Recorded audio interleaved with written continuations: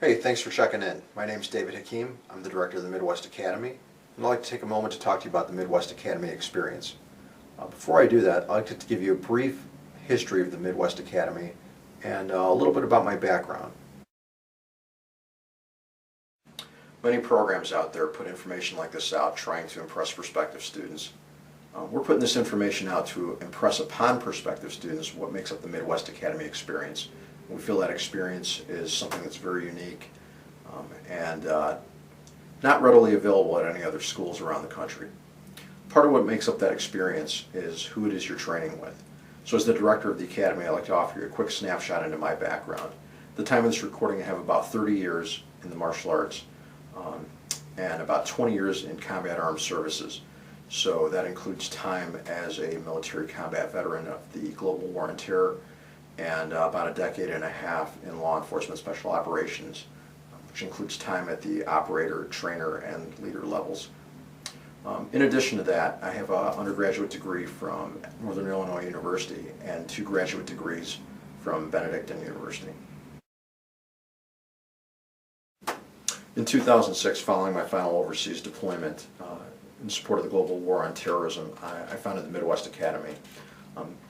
Thinking back to the early years of martial arts training, many of the people who taught martial arts or wrote about it in books and magazines would refer to the street, and they would tell you about what you could expect to encounter on the street and what worked on the street and how you train to deal with these types of confrontations. And while they never really kind of defined what the street was or specifically discussed their experiences regarding any of these encounters, the general assumption, as I came to understand it, was you could probably expect to be encountered by some sort of single adversary in a robbery-like scenario, maybe some sort of verbal confrontation that had escalated and become physical. And today's world is very different than it was 30 years ago. We see that violence is more prevalent, it's more randomized, and in today's world the statistics and my experience show that the likelihood of facing multiple and armed adversaries is more probable than it is less probable. So what does any of that mean to you? Well, at the Academy we're not training to be some sort of special operations soldier, we're not training to be a Green Beret or the like, we're not running a school that's military in nature. What we do is we train for what we call the application environment, and that's the environment that you'll find yourself in should you be unable to avoid or de-escalate some sort of physical confrontation, some sort of physical conflict. That environment might be a room, it might be a building, it might be a parking lot, but what's consistent about all those environments is you'll find geometric angles in those environments, you'll find obstacles in those environments. That environment's probably not going to be a smooth octagon-shaped ring that is devoid of other people, other obstacles, and you get the idea. Training for that environment involves the removal of assumptions.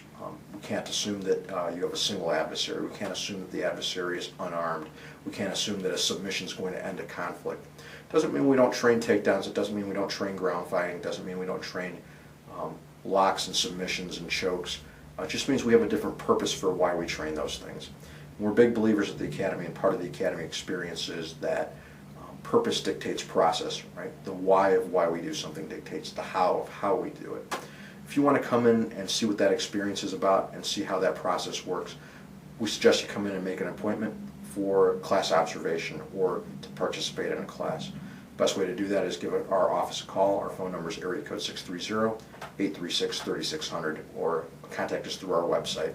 We look forward to speaking with you personally.